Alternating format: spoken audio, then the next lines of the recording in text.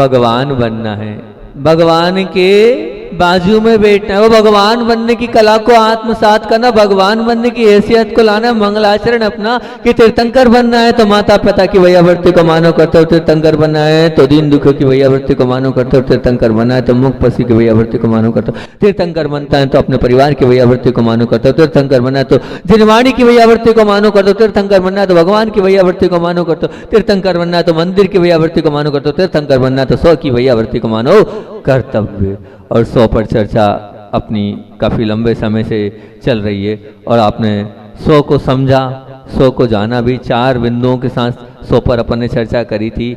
आत्मनिरीक्षण, फिर उसके बाद जो पाना है वही सोचो, और एक्शन, और साथ में जो हुआ है उसकी जिम्मेदारी लें।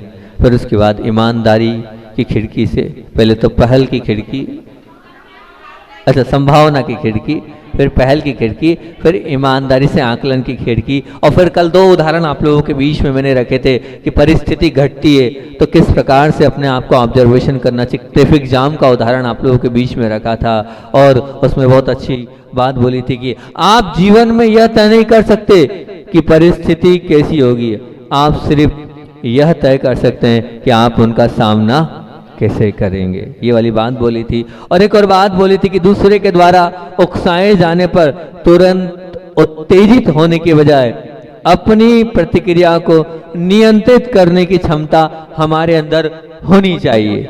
ये बात बोली थी कल मैंने आप लोगों से। और एक इंग्लिश विद्यालय, अंग्रेजी विद्यालय और हिंदी विद्यालय के उन 2 बालकों के बीच की बात भी आप लोगों से बोली थी, किस प्रकार से उन दोनों बालकों ने अपने जीवन को अच्छा और महान बनाया। और कल मैंने आप लोगों से बोला था कि पेन कागज अगर ले आएंगे तो बहुत अच्छी बात होगी। आप लोग अगर ये नहीं तो ऐसा भी किया जा सकता है कि जो बिंदु आपको मैं दे रहा हूँ लाए हो तो बहुत अच्छी बात है। कोई अगर मान लीजिए थोड़ा बहुत समझदार हो तो उन बिंदुओं को एक, जैसे आप लोग पेपर बनते हैं तो 2-2, 3-3 लाइन, 4-4 लाइन छोड़कर और वो 8 अलग अलग बिंदु तैयार होकर सबको दे दिया। ऐसा अरुण भैया का कहना था, आप तैयार करो शीट महाराज जी, सबको दो, सब भरें, तब तो इन प्रवचनों का लाभ हो पाएगा। लेकिन अब इतनी मेहनत हमसे होती नहीं, हम तो यहाँ से बोल सकते हैं, करना और नहीं करना आपकी बात है। क्योंकि व्यक्तिगत जीवन में हमने इन चारों सिद्धांतों को घटाने का प्रयास करते हैं, क्योंकि कल किसी ने देखा नहीं, कल किसी ने देखा नहीं और कल कभी आया नहीं। इसलिए अपने निर्णय को कल पर मत टालिए, कल पर मत छोड़िए, आज का आज ही कर लीजिए। आज से ही प्रारंभ करें इन चारों को अपने जीवन में उतारना। जब परिवर्तन हमारे भीतर शुरू होते हैं तो वो स्थायी होते हैं। बहुत अच्छी बात, जब परिवर्तन हमारे अंदर हमारे भीतर शुरू होते हैं तो वो स्थायी होते हैं। जब परिवर्तन बाहर से शुरू होते हैं तो अक्सर वो दिखावे पर आधारित होते हैं और किसी के दबाववश होते हैं। हमें किसी के दबाववश नहीं चलना है, हमें दिखावे का जीवन नहीं करना है, हमें भीतर से परिवर्तन करना है। और ये भीतर से परिवर्तन की प्रक्रिया जो आप लोगों के बीच में रख रहा हूँ, आत्मनिरीक्षण के बिना अगले चरण में हम बढ़ना आत्मघाती हो सकता है। और आत्मनिरीक्षण से निकले परिणामों का अध्ययन करके ही हम अपने आप के लक्ष्य को तय कर सकते हैं। और आप आत्मनिरीक्षण करते हुए नए नए क्षेत्रों को समावेश करके, अर्थात वो हो सकता है आर्थिक क्षेत्र हो, आध्यात्मिक क्षेत्र हो या स्वयं की रुचियों का क्षेत्र हो, उनमें शामिल कर सकते हैं। तो वो कुछ प्रश्न मैं आपको दे रहा हूँ, उन्हें आप मौखिक उत्तर नहीं दें। मुझे मौखिक उत्तर नहीं चाहिए, ना ही मस्तिष्क में उन उत्तरों को हल करना, मुझे तो वो उत्तर लिखित में चाहिए। क्योंकि लिखित में इसलिए बोल रहा हूँ कि भविष्य में सुधार होने पर आप लिखित उत्तरों को कम से कम परिवर्तित करने की सामर्थ्य रखने वाले हैं और परिवर्तित कर सकते हैं। आज ये थे, कल परिवर्तन करके आप बदल सकते हैं। और हो सकता है आप बहुत सारे प्रश्नों में स्पष्ट ना हो कि आखिर इसका उत्तर क्या दूं, कैसे दूं, किस प्रकार से दूं, तो आप कुछ प्रतिशत में भी डाल सकते हैं कि मैं इतने प्रतिशत में जो हूँ इस प्रश्न के उत्तर में यहाँ तक आया हूँ, इतने 70%, 30%, 80%, 90%, 100%। आप परसेंटेज में भी उसको एक हर प्रश्न को कितने परसेंट में इतने इस प्रकार से मैं दे रहा हूँ। तो ये अभी आत्मनिरीक्षण की हम आपके बीच में वर्कशीट कह सकते हैं, क्वेश्चन सीट कह सकते हैं, जो आप इसका नाम तो वो दे सकते हैं। तो ये अलग अलग विषयों को लेकर पहले आत्मनिरीक्षण करेंगे, उसकी वर्क लिस्ट तैयार करेंगे, फिर उसके बाद दूसरी वर्क लिस्ट रहेगी काय की, जो पाना है सोचा उसकी वर्क लिस्ट, फिर तीसरे नंबर पे रहेगी एक्शन की वर्क लिस्ट। बड़ा आनंद आएगा इन वर्क लिस्ट को आप तैयार करोगे। और चौथी कि जो वर्क लिस्ट लिए उसके बाद उसकी जिम्मेदारी के लिए वर्क, इतना कर लिया तो मैं समझूंगा कि हमने इस जो 8-10 दिन का पूरा प्रवचन की श्रृंखला अपनी चली थी, स्व की वैयावृत्ति हमने कर ली। और स्व की वैयावृत्ति सिखाने के लिए इतने मेहनत के साथ आपने भी सुना है और आपके साथ साथ हमने भी पूरी मेहनत करी। ऐसा नहीं है कि हमने मेहनत नहीं करी, हम भी लगे रहे कि आपको बहुत अच्छा बनाना है और स्व की वैयावृत्ति करना है। तो बिंदुओं को मैंने अलग अलग में बांटा है क्योंकि हमारे अलग अलग पक्ष हैं।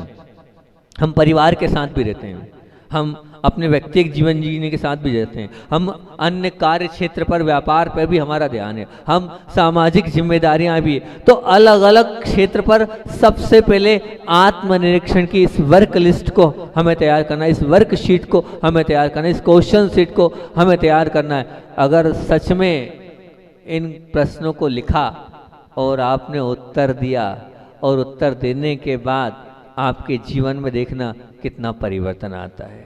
ये एक प्रैक्टिकली जीवन जीने की कला हम आपको सिखा रहे हैं। ये इससे आपके जीवन में बहुत परिवर्तन आएगा। बस हृदय से और मन से इसको स्वीकार करना और इन प्रश्नों का उत्तर लिखना।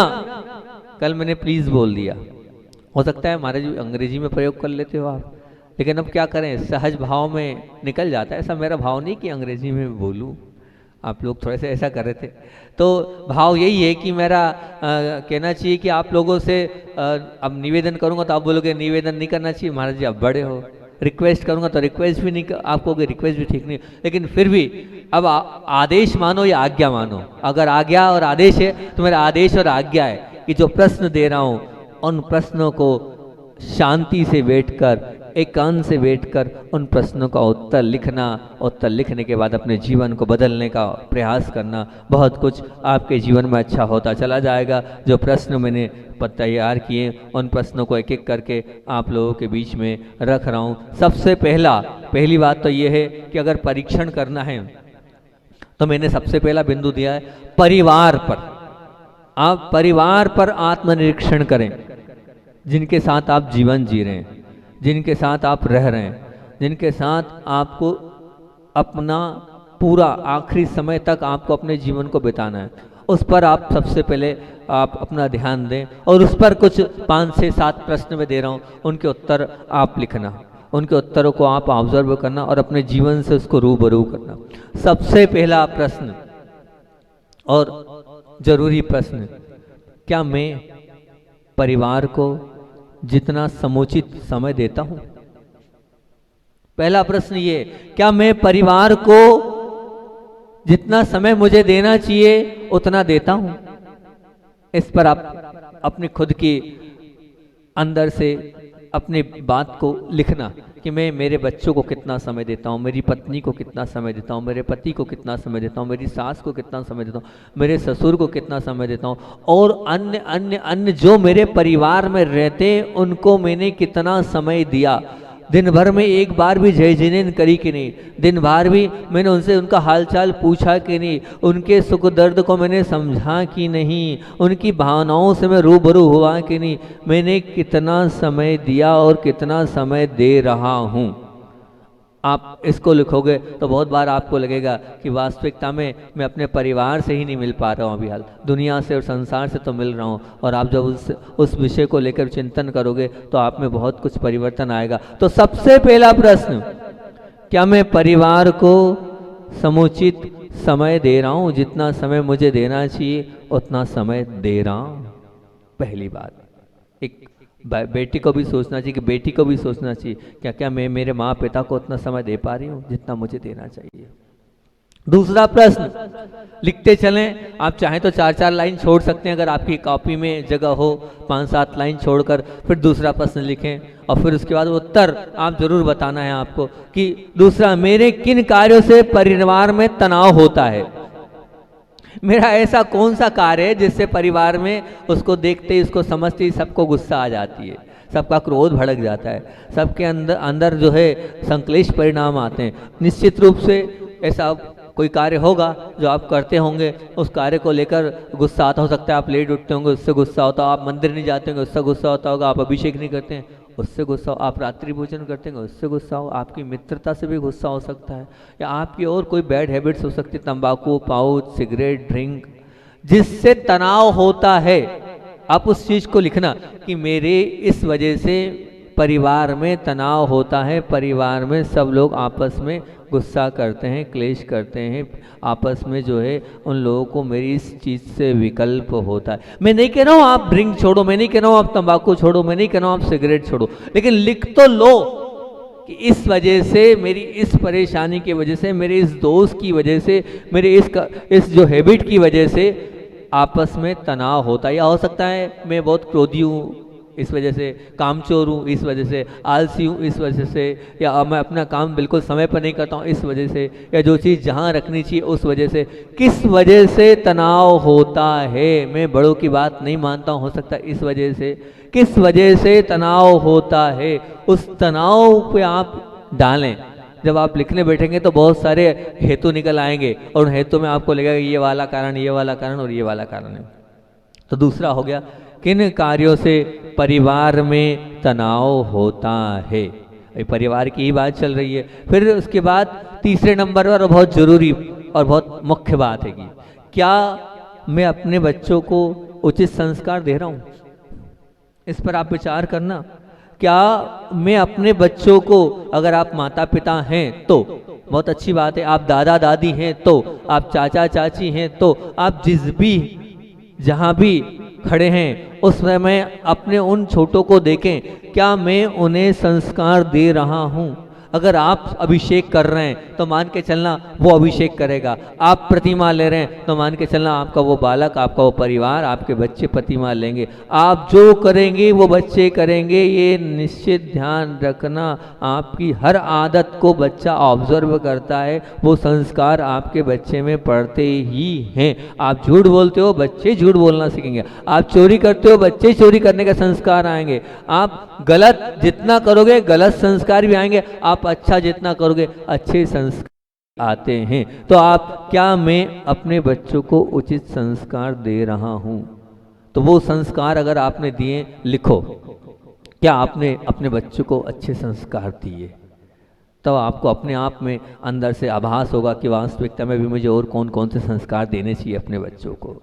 बिल्कुल आप अपने आप से सचेत हो गए। देखो प्रैक्टिकली काम करना है आपको, लिखना जरूर है। मैं मेहनत कर रहा हूँ तो आप मेरे साथ मेहनत करना। इतने सारे लोग मेरी बात को सुन रहे हैं, और अगर बहुत सारी बातें, पिछली बार बामोरा में भी जब मैंने एक बहुत बड़ी प्रवचन श्रृंखला क्रोध पर रखी थी, और बहुत सारे ऐसे ऐसे क्रोध के 40 प्रवचन किए थे।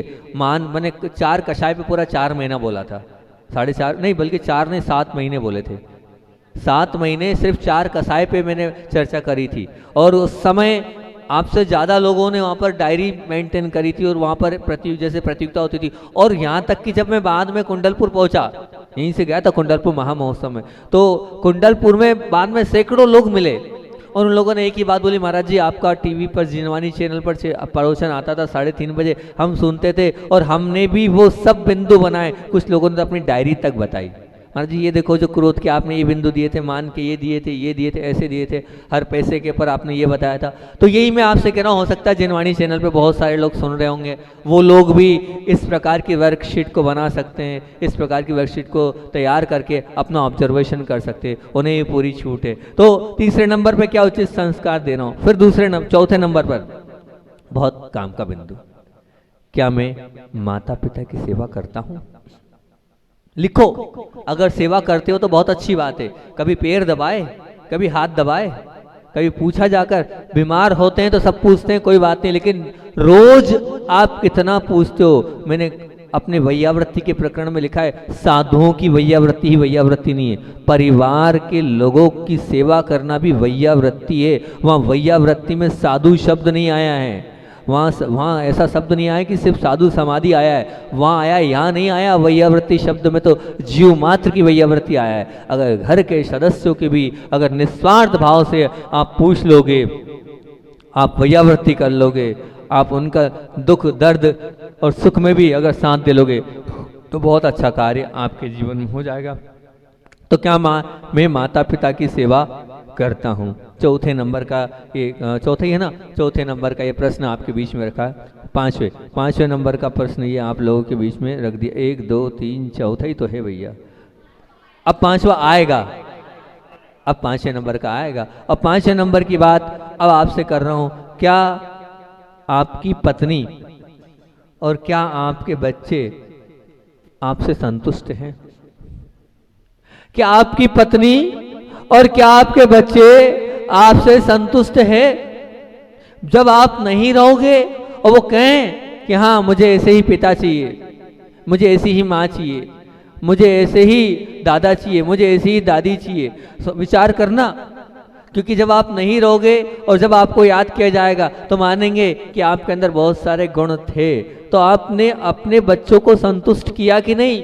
अपने साथ में रहने वालों को संतुष्ट किया कि नहीं? वो आपसे कितने संतुष्ट हैं, विचार करना है इस पर। और जरूरी नहीं है, हम तो हर व्यक्ति को कहेंगे आप मोक्ष मार्ग में, तो मोक्ष मार्ग में आप जहाँ भी हो, जिस भी फील्ड में हो, वहाँ अपने आप को ये क्वेश्चन होना चाहिए कि मैं जिनके साथ रह रहा हूँ वो मुझसे संतुष्ट हैं कि असंतुष्ट हैं। अधिकतर लोग आपस में असंतुष्टि वाला जीवन जी रहे हैं, और पत्नी पति से असंतुष्ट है, पत्नी पति से असंतुष्ट है, बच्चे माता पिता से असंतुष्ट हैं, माता पिता बच्चों से असंतुष्ट है। तो वो असंतुष्टि आपको लिखना है कि हाँ मैं अभी अपनी माँ मुझसे संतुष्ट नहीं है, मेरे पिता मुझसे संतुष्ट नहीं है, मेरी पत्नी मुझसे संतुष्ट नहीं है। जब आप संतुष्टि को, मैं नहीं कह रहा हूँ कि आप उनको संतुष्ट करो, करने की बात ही नहीं बोल रहा हूँ, अभी सिर्फ लिखने की बात कर रहा हूँ कि आपसे कितने लोग संतुष्ट हैं। संतुष्ट होना चाहिए आपसे उन लोगों को। एक बालक की इतनी सेवा की, क्योंकि वो जो थी डॉक्टरनी बाई थी, और डॉक्टरनी बाई होने के कारण जो है एक कहना चाहिए कि अंदर से सेवा के भाव तो होते ही, क्योंकि वो सेवा का ही पाठ सिखाया जाता है डॉक्टर को। और योग संयोग की बात है कि उनका जो बच्चा था वो मतलब अननॉर्मल हो गया, और जब अननॉर्मल हुआ तो ना बोलता है, ना चालता है, ना कुछ करता है। तो वो बोलता चालता कुछ नहीं करता है, और माँ ने अपनी डॉक्टरी छोड़ दी और बच्चे की सेवा में लग गई। अब बच्ची की सेवा में लग गई तो बच्चे से जब पूछा तो बोले क्या? बोले बस मेरी तो एक ही इच्छा है, हर जन्म में यही मेरी माँ बने और ऐसे ही मुझे पिता मिले। सोचो, ऐसी सेवा आपको करना चाहिए, संतुष्ट हो जाए वो आपके बच्चे। आपकी पत्नी बोले, क्या बोले? ऐसा पति हर जन्म में मिले, ऐसा बेटा हर जन्म में मिले, तो मैं समझूंगा कि वो संतुष्ट हैं। अब उसके बाद अगले नंबर पे क्या है? क्या मैं अपने परिवार के सदस्य को प्रेरणा दे पाता हूं? आप विचार करना, मैंने किन कार्यों में प्रेरणा दी है। अगर आपने प्रेरणा दी है तो क्या क्या प्रेरणा दी है, किस प्रकार की प्रेरणा दी है? आपके माध्यम से आपके परिवार में प्रेरणा मिलना चाहिए। प्रेरणादायक कार्य भी करना है और प्रेरणा के लिए उत्साहित और प्रोत्साहित भी करना है। आगे भी आपको अपने बच्चों को बढ़ाना है, प्रेरणा देते चले जाना है अच्छे कार्य के लिए। तो आप उस पर भी अपने आप को टैली करना कि मैं अपने परिवार के लिए, अपने परिवार के सदस्यों की कितनी प्रेरणादायक हूँ और क्या क्या प्रेरणा दे रहा हूँ, किस प्रकार की प्रेरणा मैंने अपने बच्चों को दी हैगी, उस पर विचार करना। अगले नंबर पर, क्या मैंने परिवार के लिए कुछ लक्ष्य बनाए हैं? क्योंकि लक्ष्य आपने अपने लिए बनाए होंगे, व्यक्तिगत जीवन के लिए भी बना सकते, लेकिन कुछ परिवार के लक्ष्य हैं कि मेरा परिवार इस प्रकार से हो, इस प्रकार से रहे, इस प्रकार से मेरे परिवार में वो। कुछ परिवार का लक्ष्य बनाया है क्या? अगर परिवार को लेके भी कुछ लक्ष्य बनाया है तो उस परिवार को लेके भी आप लक्ष्य लिख सकते हैं कि हाँ मेरा ये लक्ष्य है, परिवार को लेकर यात्रा करने जाना है, परिवार को लेकर हमें कहाँ गुरुदेव के पास चौका लेके जाना है, परिवार को लेकर और कोई ऐसा कार्य करना है। क्या क्या लक्ष्य बनाया है आपने, उस लक्ष्य को आप लिखें कि परिवार को लेकर मैंने ये लक्ष्य बनाए हैं कि मेरा परिवार इस प्रकार से रहना चाहिए, इस प्रकार से शांति का और सुख के साथ हम एक साथ रहें। वो क्या लक्ष्य है आपका? फिर उसके बाद कितने हो गए हैं? 7 हो गए। आठवां कर्म, आपको अष्ट कर्म का नाश करने के लिए 8वां और दे देते हैं। क्या मैं परिवार के अन्य सदस्यों के लक्ष्य से वाकिफ हूँ? जानता हूँ मेरे परिवार के जो अन्य, मेरे बेटे का क्या लक्ष्य है, मेरी बेटी का क्या लक्ष्य है, मेरी पत्नी का क्या लक्ष्य है, मेरे पति का क्या लक्ष्य है, मेरे पिता का क्या लक्ष्य है। ध्यान रखना, हमें अपने लक्ष्य तो मालूम है, लेकिन हमारे साथ में रहने वालों के क्या लक्ष्य है, उन लक्ष्यों पर भी हमारा ध्यान जाना चाहिए। क्यों जाना चाहिए? वो हमारे परिवार के सदस्य हैं, वो क्या करना चाहते हैं, उनकी क्या रुचि है, उनके जीवन में वो क्या पाना चाहते हैं, हमें भी तो जानकारी होनी चाहिए। जब वो हमारे साथ रहते हैं तो हमें उनकी जानकारी नहीं है तो फिर क्या मतलब? नहीं, बिल्कुल नहीं। वो जो चाहते हैं उसकी जानकारी आपको होनी चाहिए, और अगर जानकारी नहीं है तो आपको पूछना चाहिए, बेटा तुम्हें क्या बनना है, तुम्हारा क्या लक्ष्य है, बेटी तुम्हें क्या करना है, तुम्हारा क्या लक्ष्य है। आप अपनी पत्नी से पूछो तुम्हारा क्या लक्ष्य है, प्रतिमा लेना है, समाधि मरण करना है, घर छोड़ना है, क्या नियम लेना है, क्या नहीं। अपने पति से पूछना चाहिए आपका क्या लक्ष्य है। ऐसा तो नहीं है कि दूसरे मेरे जीवन के लक्ष्य बन गए, तो आप वो देखें कि मैं उतना समय दे रहा हूँ कि नहीं, और उसमें अनुशासित हूँ कि नहीं, उसमें पूरा अनुशासन को ऑब्जर्व करें कि पूरा अनुशासन है कि नहीं। अनुशासित उसमें रहना चाहिए, एक्टिव आपको होना चाहिए। ध्यान रखना, हमें घर गृहस्थी को देखना है, हमें व्यापार को देखना है, तो उस व्यापार में भी पूरा ही अंदर से समर्पण होना चाहिए, पूरा ही। अब मान लीजिए हम महाराज जी, हम तो घर पे रहते हैं, हम तो कहीं जाते नहीं हैं, हम तो आप अपना कार्य क्षेत्र देखो। आपका कार्य क्षेत्र रोटी बनाना है, आपका घर क्षेत्र घर को देखना है, आपका घर कार्य क्षेत्र बच्चों को देखना है। आपके बच्चे हैं, आपके परिवार हैं, आप अब उनको उन कार्यों को आप अच्छे से कर रहे हो कि नहीं, है ना। अगर हम नहीं व्यापार कर रहे हैं, लेकिन हम अपना जो व्यापार क्या है, आपका व्यापार रोटी बनाना है। आप कितनी अच्छी सब्जी बनाकर खिला सकती है, आप कितनी अच्छी रोटी बनाकर बना सकती है, वो देखो ना, आपका कार्य क्षेत्र वो है। भाई पुरुष वर्ग का कार्य क्षेत्र पैसा कमाना है, दुकान चलाना है, नौकरी करना है, तो आपका क्षेत्र घर को बहुत अच्छे से चलाना है, कम से कम पैसे में बहुत अच्छे से मैनेज करना है।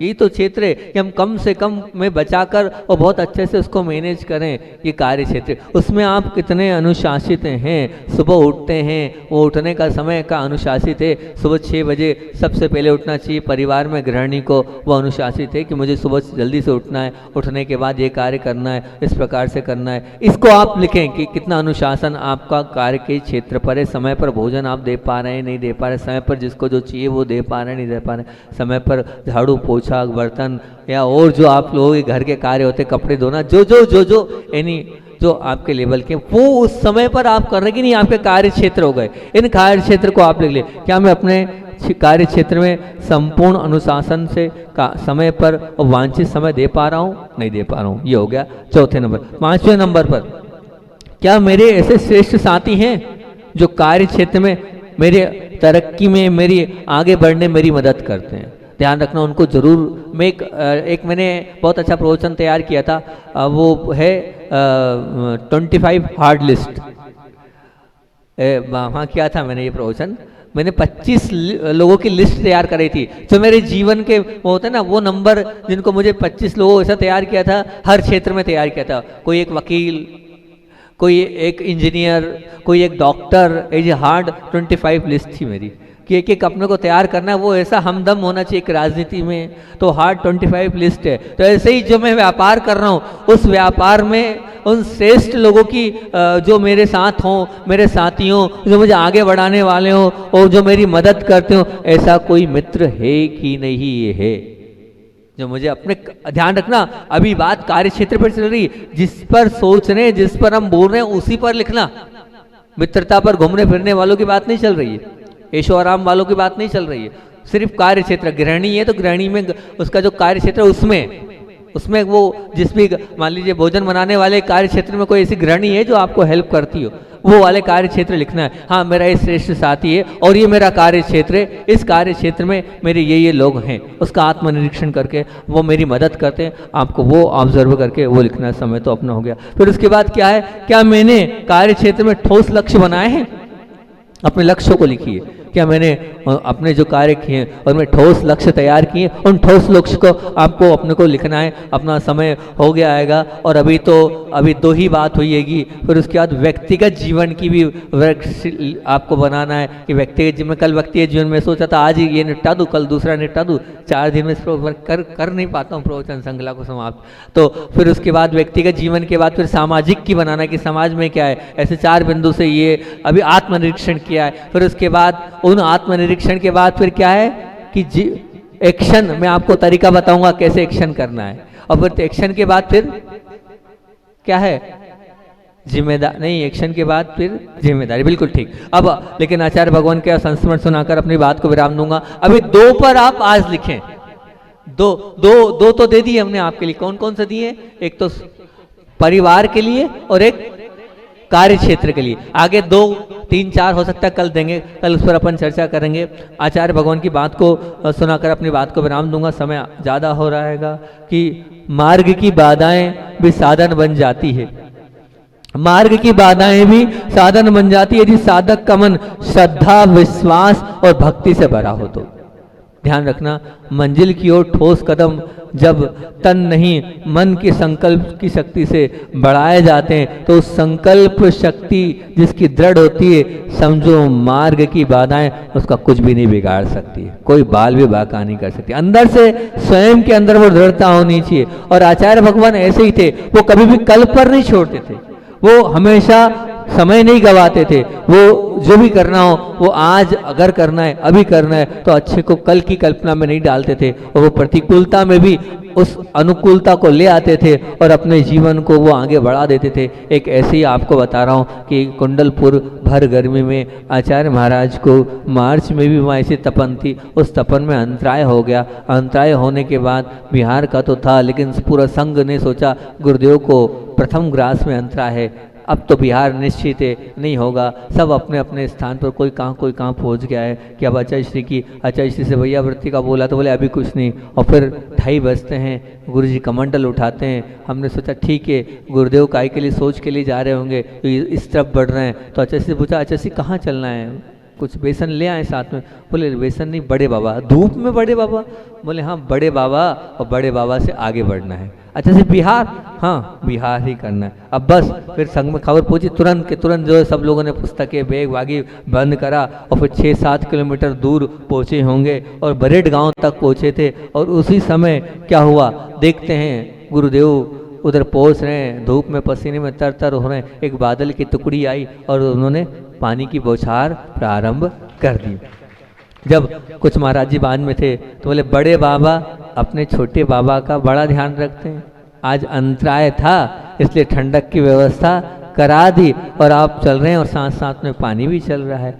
तो आचार्य श्री जी बोले, बड़े मुस्कुराते, अरे भैया बड़े बाबा का जो ध्यान रखता है उसकी व्यवस्था अपने आप हो जाती है, होती ही है। और फिर एक महाराज जी बोले वो तो होगी आचार्य श्री, आपने कहा है ना कि बड़े बाबा की रेंज बहुत बड़ी है, आप जहाँ जाओगे बस बड़े बाबा को मानते चले जाओ, बड़े बाबा अपने आप ध्यान रखेंगे। और जब आप बड़े बाबा का ध्यान रखते हो तो वो छोटे बाबा का भी वो ध्यान रखते ही रखते हैं। उसी बीच में श्रावक एक आए कुंडलपुर से और गाड़ी से नीचे उतरे, उनसे पूछा क्यों भैया कुंडलपुर में कितना पानी है? बोले कुंडलपुर में पानी एक बूंद पानी नहीं है, गर्मी की लहर चल रही, बस ये यहाँ 1 किलोमीटर पहले से ही पानी है। सोचना विचार करना कि गुरुदेव चल रहे हैं और गुरुदेव के साथ तो पानी की बौछार चल रही है। तो आचार्य श्री जी कहते हैं कि जो आगम के अनुसार अब चलता है, जिसकी चर्या उत्कृष्ट होती है, उसके लिए तो विपरीत परिस्थिति में भी अनुकूलता अपने आप बनती चले जाती है। ऐसे पूज्य गुरुदेव जो अपनी खुद की स्वयं की दृढ़ शक्ति से अनेक प्रकार की बाधाओं को दूर करते चले जाते हैं। 2 लाइन बोलकर अपनी बात को विराम दूंगा कि बूंदों ने संगठन किया, बूंदों ने संगठन किया, एक बदली का सृजन किया। बूंदों ने संगठन किया, एक बदली का सृजन किया। खिली धूप में बरस बदरिया, खिली धूप में बरस बदरिया, श्री गुरुपाद प्रक्षाल किया, श्री गुरुपाद प्रक्षाल किया। बोलिए आचार्य विद्यासागर जी महामुनि राज की।